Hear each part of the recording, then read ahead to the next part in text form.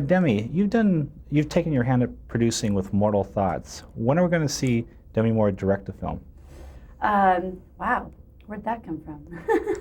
I don't know. I don't really feel experienced enough to do that. I'm actually developing a project for Turner,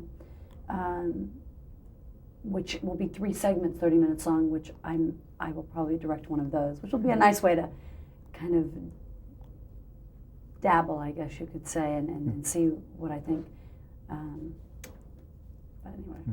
Now, you began your acting career quite young, and you probably made a few mistakes along the way, and learned your lessons.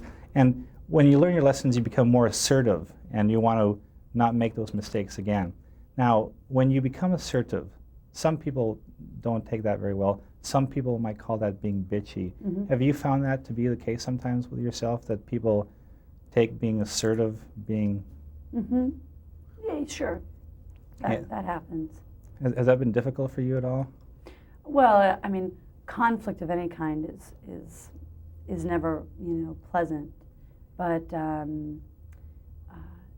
I try not to worry too much about other people being afraid of my strength, and just focus on what it is that I'm really trying to do. Because down in my heart, I know that my goal is never a frivolous one. It's always about the work. And to me, that if they want to misconstrue that, then that's their problem.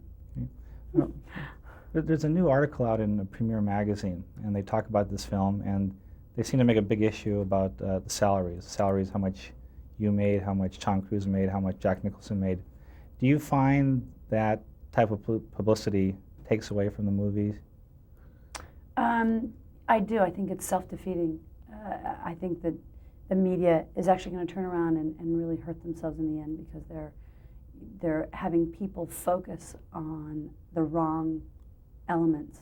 I mean, movies are fantasy. They're supposed to entertain. It's not when it becomes about how much people make, then that means how much the movie should make. And how can people go and enjoy a movie for what it is when that's all that's on their mind? Okay. Now this is kind of a stab in the dark, but when Top Gun was made, they went back later and they shot some love scenes to spice up the movie. Now with this film, was there ever any love scenes scripted or shot or cut out from the film? No, the closest we ever got to a love scene was the very, very tag of the movie. I got asked out on a date. Now, with this film, I don't know if you're probably like me, you probably grew up watching All in the Family a bit. Now, did you ever look across at Rob Reiner and think, hey, I'm being directed by Michael Stivic? By Meathead? No, I think Rob is just so amazingly smart, and never compared the two, I should say. Now, when you were shooting this film, you were in uniform at some real military installations. Now, did anyone ever mistake you for a real officer at all? Well, we weren't really in any situations where that could have happened. Had I gone out, we were on a sound stage and an isolated situation, so that situation didn't really present itself to me.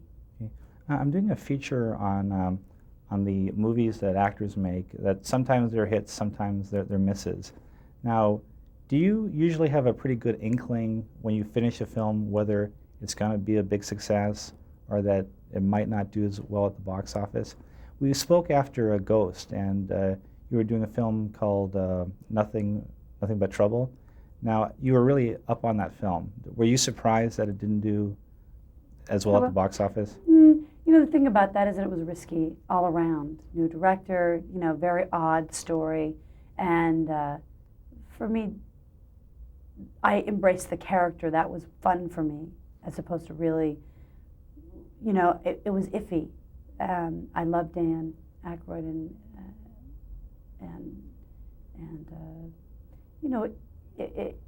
sometimes it works, sometimes it doesn't. There was a chance that could have been Ghostbusters. Who knows?